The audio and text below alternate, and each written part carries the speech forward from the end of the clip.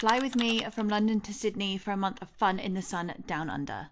My journey started at 8:30 a.m. from London Gatwick, flying on Qatar Airlines via Doha all the way to Sydney, Australia.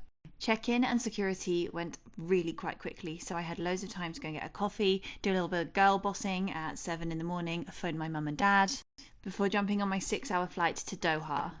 If you know, you know, the mango juice on Qatar Airlines is truly something special, something spectacular. Give me 19 of them. Here's a little snack haul of everything that I brought on board with me. I always crave fresh food when I am on a long plane, so I bought a punnet of grapes, some baby cucumbers, and some cheese to make my own little snack board before doing a couple of little stretches, keeping my ankles nice and mobile, having a little stretch in the bathroom, doing some squats because my lower back always hurts so much on these flights.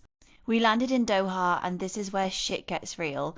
And wait, quick interlude for this little guy doing some break dancing. But this is where shit gets real. I downloaded a map of Doha Airport on my phone, and I spent my 2.5 hour layover walking to every single gate in the airport just to try and get my steps in. I got myself a little coconut water to keep myself hydrated at the same time, and I just did like a little walk and sip moment.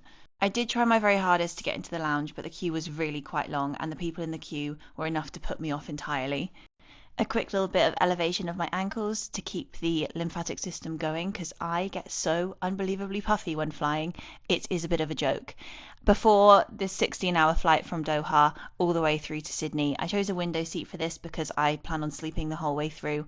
I did actually watch The Fall Guy. I really enjoyed this because it was set in Sydney, so it kind of prepped me for the whole thing. A little bit of skincare at my seat. This gal is flying in economy, so there's not going to be any aesthetic skincare routine like you see the girlies who have business class. I had such a game plan for sleeping on this flight, so I had a turtle neck pillow, which I highly recommend, my blackout eye mask, and also green noise, which is what I sleep to. And 16 hours later, I felt like I was almost coming home to one of my favourite cities in the whole world.